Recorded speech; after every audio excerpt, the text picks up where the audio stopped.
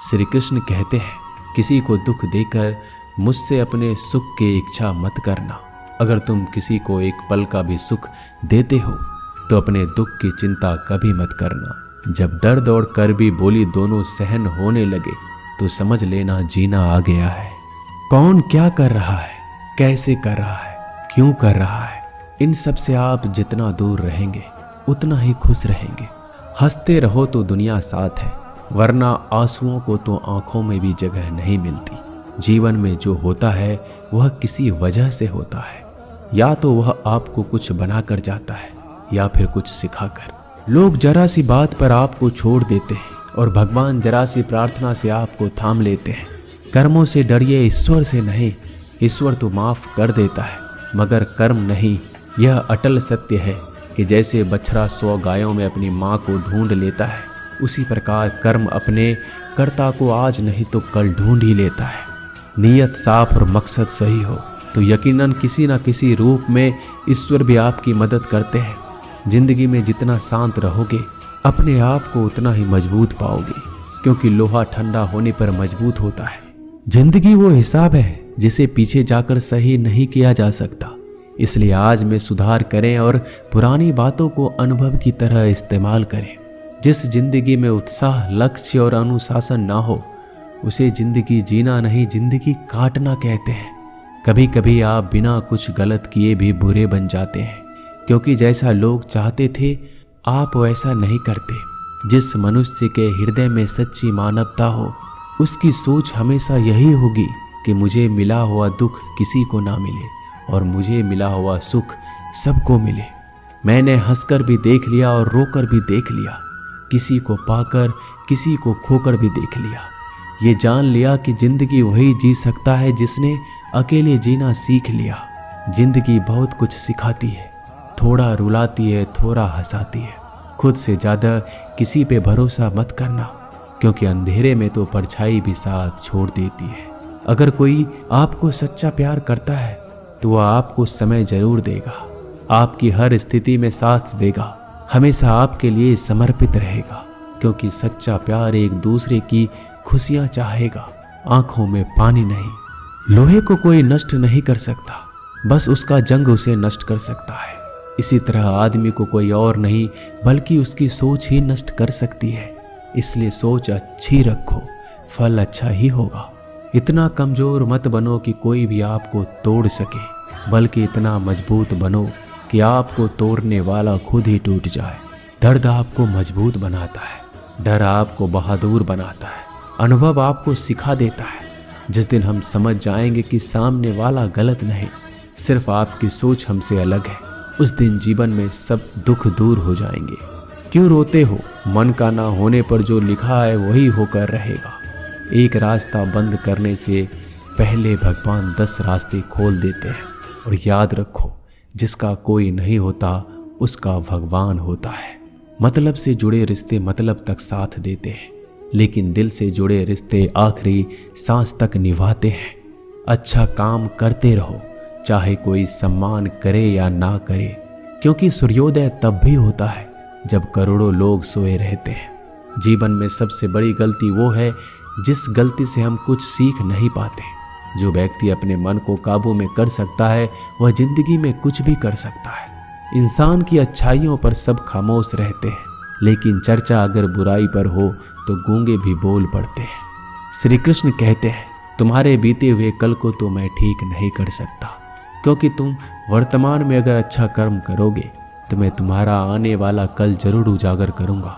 झूठी बातों पर लोग आपकी वाहवाही करेंगे, वही लोग आपको तबाह करेंगे। बुरे से बुरा क्या ही होगा, हम तो हमेशा ही सोच लेते हैं, मगर अच्छे से अच्छा क्या होगा हम ये कभी नहीं सोचते। जो ईश्वर रात को पेड़ पर बैठे पक्षियों को कभी गिरने नहीं देता, तो सोचो वह तुम्हें अकेला और बेसहारा कैसे छोड़ सकता है। एक बार राजा और उसका मंत्री तलवार को साफ कर रहे होते हैं। तलवार को साफ करते समय अचानक राजा के पैर पर तलवार गिर जाती है और राजा के पैर की उंगलियां कट जाती है। उस राजा को उंगली कटने के कारण बहुत ही तकलीफ हो रही थी, बहुत ही दर्द हो रहा था। लेकिन उसका मंत्री कहता है, शांत रहिए महाराज, जो कुछ भी होता है अच्छे के लिए होता है। राजा को यह बात सुनकर गुस्सा आ जाता है। वह मंत्री से कहता है कि मेरी उंगली टूट गई और तुम कह रहे हो अच्छे के लिए हुआ। वो मंत्री राजा को समझाने की कोशिश करता है पर वो नहीं मानता और बिना सुने गुस्से के कारण मंत्री को काल कोठरी में बंद करने का आदेश दे देता है। पर मंत्री को इस बात का कोई दुख नहीं था क्योंकि उसका अभी भी यही कहना था कि जो होता है अच्छे के लिए होता है। वो अपनी खुशी से ही अपने आप को सैनिक के हवाले कर देता है। राजा इस बात को सुनकर चौंक जाता है, सोचता है कि मेरा मंत्री कितना मूर्ख था। उसे लग रहा था कि मैंने उसे अच्छाई के लिए कैद कर दिया। इस घटना के 3 महीने बीत जाते हैं। एक दिन राजा अपने सैनिकों को लेकर शिकार करने के लिए जंगल में जाता है। राजा को एक हिरन दिखता है। हिरन का पीछा करते करते राजा घने जंगलों में चला जाता है।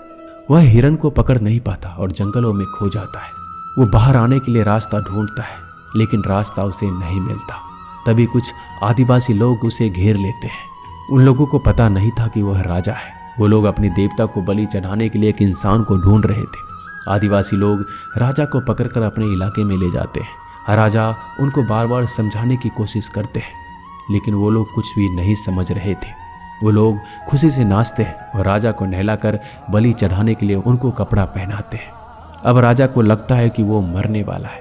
जब आदिवासी लोगों का मुखिया राजा को मारने जाता है तब देखता है कि राजा की पैर की उंगली कट चुकी है। इसको देखकर उसका मुखिया कहता है कि इस इंसान की बलि नहीं दी जा सकती क्योंकि ये इंसान पूरा नहीं है, एक अंग कटा हुआ है और उनके भगवान को एक पूरे इंसान की बलि ही दी जा सकती है। अगर ऐसे इंसान की बलि दी जाए जिसका अंग पहले से कटा हुआ है तो उनके देवता खुश होने की जगह नाराज हो जाएंगे। फिर वो लोग राजा को छोड़ देते हैं। राजा खुशी खुशी अपने महल चला जाता है और सोचता है अगर मेरी उंगली उस दिन ना कटी होती तो आज मेरी मौत हो जाती। इसका मतलब मंत्री सही कह रहा था, जो कुछ होता है अच्छे के लिए होता है। फिर राजा अपने सैनिकों को आदेश देता है कि जल्दी से जाकर मंत्री को रिहा किया जाए।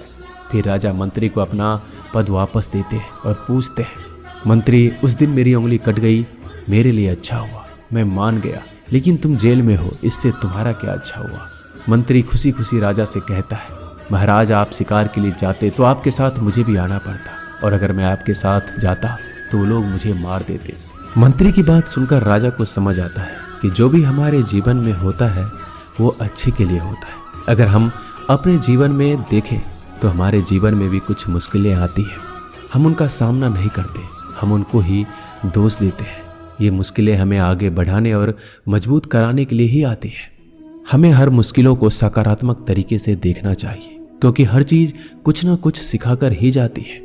हर व्यक्ति के जीवन में सुख और दुख का आना जाना बना रहता है।